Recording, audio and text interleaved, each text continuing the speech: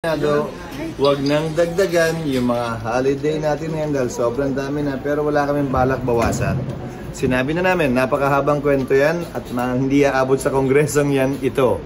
Pero sa ngayon, mahigit 23 hanggang 25 ang local at national holidays natin. Huwag na nating dagdagan. Pero hindi babawasan? Hindi babawasan. Wala naman akong sinabing gano'n. Pero sir, di ba sinasabi kasi nila pag holiday, nare-relax po yung mga manggagawa. Parang ang dating... Wala naman nga naglalayon magbawas. Ba't ko kailangan sagutin yung tanong na yan? Ngayon, pag sasagutin ko yan, pagbabawasan namin. Pag hindi naman, hindi. Kasi tandaan mo, 21 national holidays. There's at least one holiday per municipality. We're granting holidays in provinces that don't have a holiday yet. Pero pag meron na, huwag na ngang dagdagan.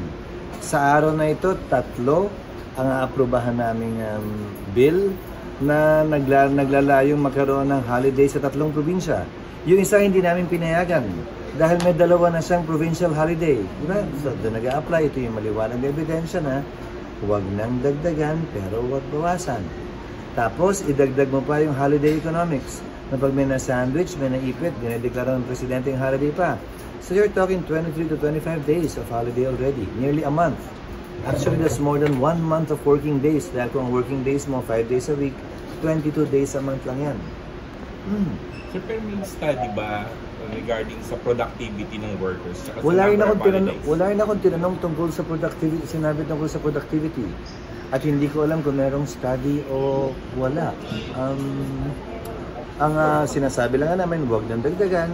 Pero mahabang kwento kung babawasan yan. Ibang kongreso na titingin yan at gagawa niyan, hindi na kami.